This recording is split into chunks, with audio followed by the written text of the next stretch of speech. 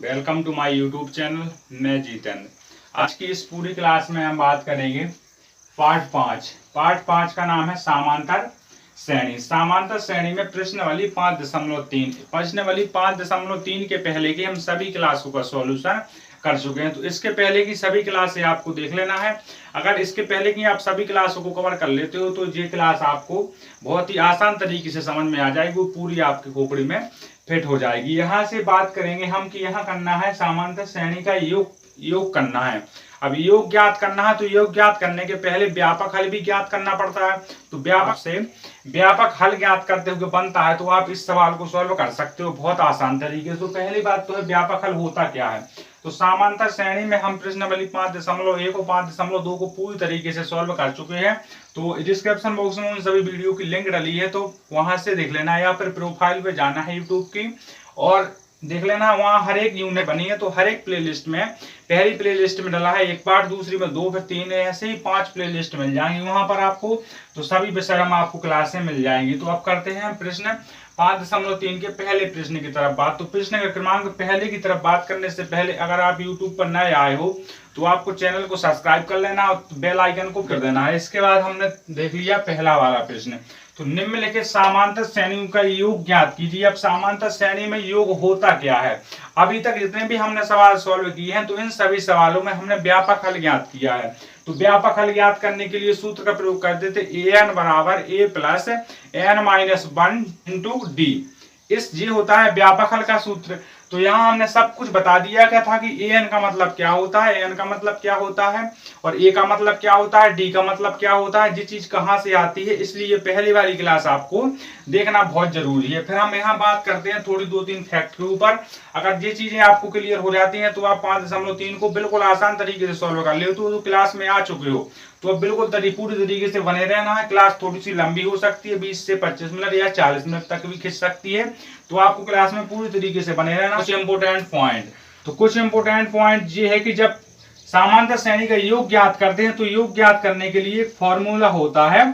जब योग ज्ञात करते हैं या योगफल ज्ञात करते हैं तो कौन सा सूत्र लगता है यहाँ पर, या फिर योगफल दिया जाए कहीं पर ज्ञात करने के लिए तो कौन सा सूत्र लगाएंगे। SN बराबर n/2 कोष्टक 2a plus n-1 into D, ये बड़ा कोष्टक। इस प्रकार से आपको फॉर्मूला दिया गया है। SN ये होता है योग। जब योग पूछा जाए तो इसका यहाँ से, और n का मतलब होता है पदों की संख्या। ये बात भी हम पहले बता चुके हैं, पदों की संख्या। तो ये हो गई। और a होता है जो प्रथम पद, मतलब जो पहला पद होगा वो कहलाता है a कहलाता है प्रथम पद। और डी होता है सर्वांतर। सर्वांतर का मतलब होता है पूरी समांतर श्रेणी में और अंतर समान है तो उसी को बोलते हैं हम सर्वांतर। ठीक है, यहाँ से ये तीनों चीजें क्लियर हो जाती हैं। तो जी आपको नोट कर लेना है। इसके बाद एक सूत्र और होता है, वो सूत्र कौन सा होता है, वो होता है SN। जब यहाँ पर किसी भी सवाल में योग दिया जाए फिर लिखा होता है SN बराबर n/2 और लिखा होता है a प्लस l, ऐसा सूत्र मिलता है कुछ। अब इस ये वाला सूत्र कहां से आता है, इस चीज को क्लियर करके हम बता दे रहे हैं यहाँ पर प्रूव्ड करके। तो ये चीज अगर आपको समझ में आ जाती है तो ये पूरी तरीके से आपसे बन जाएगा। अगर ये चीज समझ में नहीं आती है तो ये चीज आपसे नहीं बनेगी। तो यहाँ लिखा है n/2 a प्लस l। तो यहाँ देखा हमने कि ये वाला सूत्र जो यहाँ पर लिखा है हमने कि SN बराबर n/2 और यहाँ जब 2a लिखा है तो 2a को कर सकते हैं हम a प्लस a कर सकते हैं। ठीक है, तो यहाँ से प्लस n-1 इंटू डी। तो ये वाला फॉर्मूला जो हमने पहले बता दिया है a plus n-1 into D वाला फॉर्मूला होता है, जो an का फॉर्मूला होता है पूरा। तो यहाँ से SN बराबर n/2, यहाँ से कितना हो जाएगा एक बच गया a और फिर बच गया यहाँ से an। तो जो an होता है जो उसका अंतिम पद होता है, अंतिम पद को बोलते हैं l। तो यहाँ से SN बराबर n/2 और a प्लस l, ये वाला सूत्र यहां से निकलता है। ये आपको बात बिल्कुल नोट कर लेनी है। तो इतना सवाल हो जाता है, इतनी चीजें हैं। कुछ इसमें 2-3 पॉइंट इंपोर्टेंट है, यहीं से विकल्प बनने के चांस ज्यादा रहते हैं। यही जो हमने इसका मतलब बताया यही विकल्प में पूछे जाएंगे। तो ये चीजें आपकी क्लियर हो चुकी हैं तो आपको इसको से नोट कर लेना है। ठीक है, अब हम बढ़ते हैं क्लास में आगे, तो क्लास में आगे बढ़ेंगे। क्लास में आगे बढ़ना है तो यहाँ निम्नलिखित समांतर श्रेणी में योग ज्ञात करना है। हमने योग का फॉर्मूला आपको बता दिया, सिर्फ फॉर्मूला में मान रख देना है और उसका आंसर आ जाएगा। इसको हमने हटा दिया है, लिख गया है तो ठीक है, नहीं तो स्क्रीनशॉट ले लिया होगा आपने, तो बाद में आपको कॉपी और पेन लेकर ही बैठना है, क्योंकि फोन में जो स्क्रीनशॉट लेते हो वो जो तो डले रहते, इतना टाइम किसी को नहीं मिलता है दोबारा कि वो वाले स्क्रीनशॉट लेके और वो कॉपी में अपने लोड कर ले, वो दोबारा याद ही नहीं आता है। तो आपको कॉपी और पेन लेके बैठना है और तुरंत के तुरंत इसे लिखते जाना है। अगर तुरंत के तुरंत लिखते हो तो आप ही का लाभ होता है। यहां से किया हमने पहला वाला प्रश्न हल। तो पहले वाले प्रश्न में है 2, 7, 12 ... 10 पदों तक योग। तो 10 पदों तक योग का मतलब ये होता है कि यहाँ 2 दिया गया, 7 दिया गया, 12 दिया गया, तो यहाँ 3 पद है। इन तीनों पदों को आप जोड़ के बताओ कितना होता है। तीनों पदों को जोड़ दिया, 2, 7, 12, तो यहाँ तीनों पदों को जोड़ने पर 21 प्राप्त होता है। ऐसे ही 10 पदों तक ले जाना है और फिर देखना है इनका कितना योग मिलता है। पर अगर ऐसे आप कैलकुलेशन कर दो तो यहाँ तो 10, यहाँ 10 की जगह हम 100 कर दें, 1000 कर दें, फिर कैसे कैलकुलेशन होगी, नहीं होगी। इसलिए इस कैलकुलेशन को छोटा करने के लिए एक फॉर्मूला बना दिया है, समांतर श्रेणी का योग वाला फॉर्मूला SN का। तो यहां से हमने देख लिया 2, 7, 12 ... 10 पदों तक ये दिया गया है, इसका करना है अपन को योग ज्ञात। तो यहां से A का मान कितना निकल के आ गया 2, और D का मान ज्ञात करने के लिए लगाते हैं A2 - A1 का सूत्र। तो यहां से A2 कितना है 7 और A1 है 5, तो यहां से आ जाता है D का मान 2, और N पदों का मान दिया गया है, N का मान है 10, यानी 10 पदों तक इसे ज्ञात करना है। जब कभी भी SN का सूत्र का प्रयोग करते हैं तो 3 चीजें उसमें होना ज्यादा जरूरी है। कौन कौन सी 3 चीजें, वो होती हैं पहले प्रथम पद यानी A का मान, दूसरा होता है D का मान यानी सर्वांतर, और तीसरा होता है N का मान। अगर ये 3 चीजें हैं तो आप SN वाले सूत्र का प्रयोग के बहुत आसान तरीके से सवाल को सॉल्व कर देते हो। तो यहाँ लिखा है SN बराबर, तो यहाँ N का मान कितना दिया गया है SN N/2, यहां से 2A + N - 1 इंटू D, बड़ा कोष्टक का बड़ा कोष्टक लगा दिया। फिर हमने देखा N का मान 10 है, तो N जहां N लिखा है वहां 10 कर देना है। यहाँ भी 10, यहाँ भी 2, यहाँ 2, यहाँ A का मान दिखा है आपको 2 दिया है, प्लस का प्लस लगा दिया। N का मान दिखा था 10, तो 10 का 10, यहाँ D का मान है यहाँ पर 5।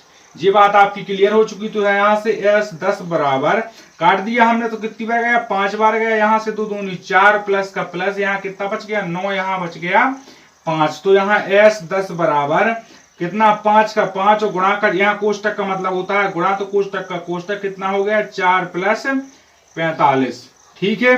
तो S10 बराबर कितना 5, गुणा का चिन्ह लगा दिया, यहाँ से कितना होगा 49। तो 49 का S10 में गुणा करवा के बता दो आप कितना आता है।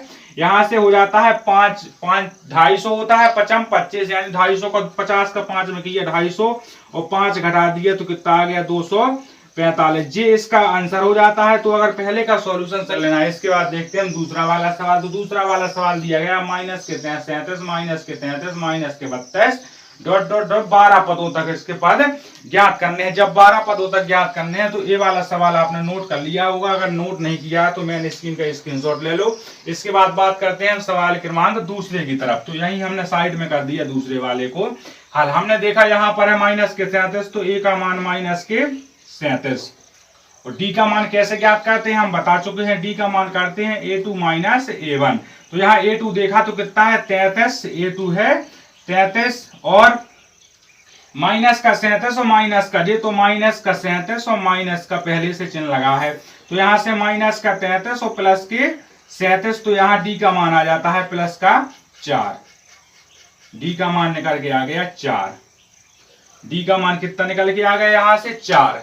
D का मान हमने लिख दिया D बराबर 4, और N बराबर हमें पहले से दिया गया है कितने पद करने हैं 12 पद ज्ञात करने हैं। जिस चीजें हमें सब मिल गई, फिर हमें करना है 12 पदों का योग ज्ञात। तो हमने यहाँ लिख दिया SN बराबर N/2 कोष्टक 2A + N - 1 into D। इस प्रकार से सूत्र है आपका। यहाँ SN यानी 12 पद ज्ञात करने हैं, तो कितना आ जाएगा यहाँ 12/2 कोष्टक का कोष्टक, यहाँ कितना है A का मान दिया गया है माइनस के 37, ठीक है, और प्लस का प्लस लगा दिए। N का मान 12 यानी 12 - 1, और D का मान निकला था आपका 4, तो हमने यहाँ 4 लिख दिया। इस प्रकार से लिख जाएगा पूरी तरीके से।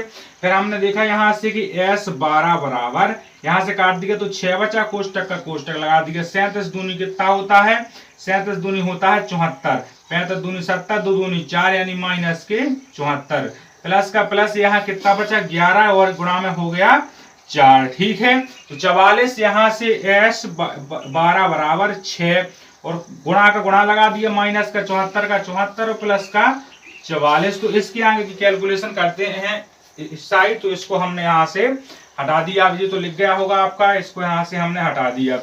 इस प्रकार से हमने यहाँ देखा कि इतना सवाल हो गया है। इसके बाद देखा हमने S12, तो S12 का मान 6 का 6 लिख दिया। 74 में से 44 घटाएंगे तो कितने बचेंगे, 30 बचेंगे, पर माइनस के बचेंगे। का एक बड़ी संख्या काय की है, माइनस के। इतनी चीजें आपसे बननी चाहिए। अगर माइनस प्लस नहीं बनते हैं तो प्रोफाइल में जाना है, वहां से क्लास डली है मैथ को पावरफुल कैसे बना, तो वो आपको देख लेना है। यहाँ से 6 18, इसलिए यहाँ से ये हो जाता है इसका आंसर। 12वें पदों का योग, 12वां जो पद जाएगा यहाँ तक, 12वां पद जो आखिरी वाला जाएगा वो माइनस का 180 हो जाएगा। तो ये आपका आंसर है। तो वीडियो को अगर इतना आपको समझ में आ गया तो भाई एक बार लाइक और शेयर जरूर ठोक देना। ये आपका लिख गया होगा, इसके स्क्रीनशॉट ले लो या फिर इसको नोट कर लो कॉपी में। तो हमने इसको हटा दिया।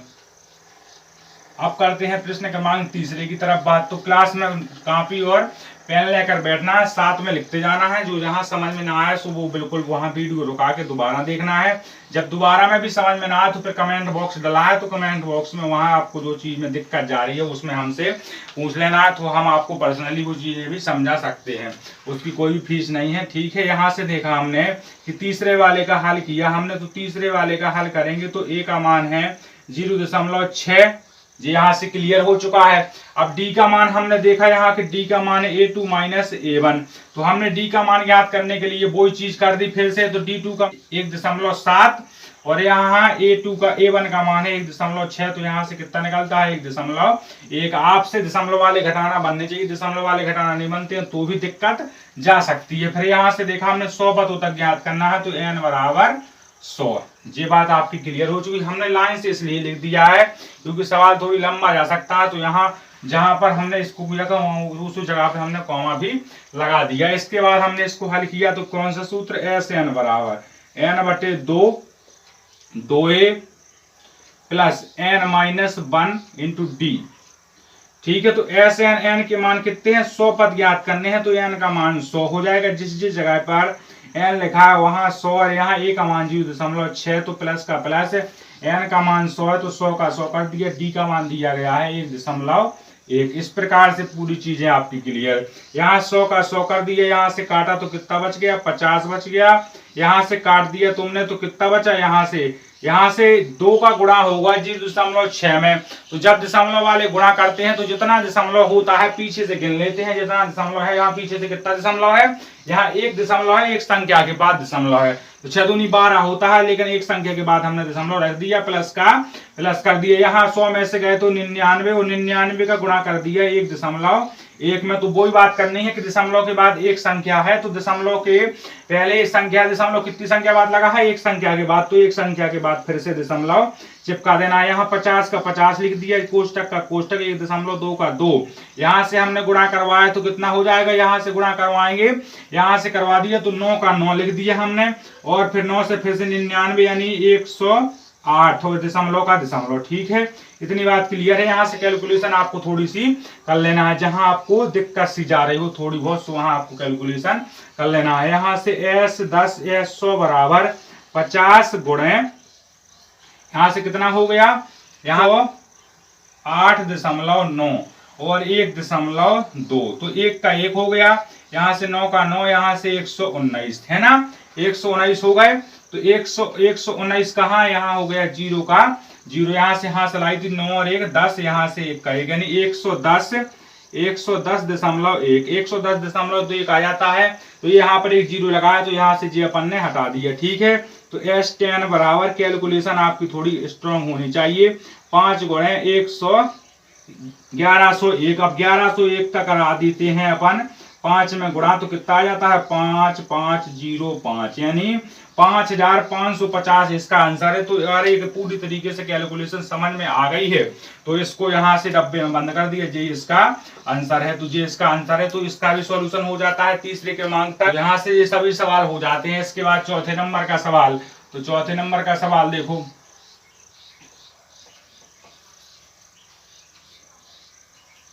चौथे नंबर का सवाल आपको दिया गया है 1/15, 1/12, 1/10 डॉट डॉट 11 पदों तक इसका हल करना है। तो यहाँ से हमने हल डाला, डायरेक्ट हल डालते हैं। सवाल लिखे हैं, आप अपनी बुक में देख सकते हो। ए का मान है 1/15, जी आपको मैंने स्क्रीन पर दिख रहा होगा।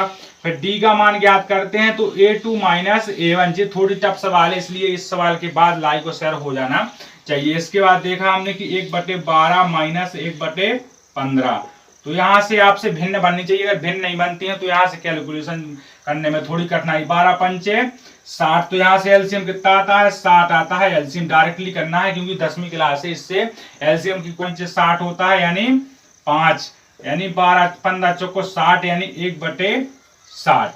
तो डी का मान 1/7 आ जाता है। एन का मान आपको पता है कि 11 पद आपको ज्ञात करने। जब ये सब चीज आपको पता होती है तो फिर सूत्र लगा देते हैं एस एन बराबर, तो एस एन बराबर n/2 2a plus n-1 d into D.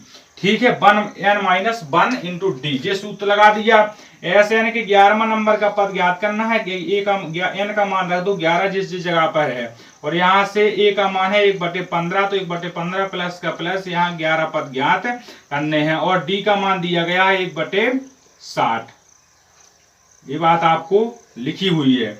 थोड़ी सी कैलकुलेशन के ऊपर यहाँ ध्यान देना, नजर नहीं हटाना। नजर हटी सो दुर्घटना घटी, नजर हटी सो वैसे सवाल आपकी खोपड़ी से गया, तो नजर हटाना नहीं है।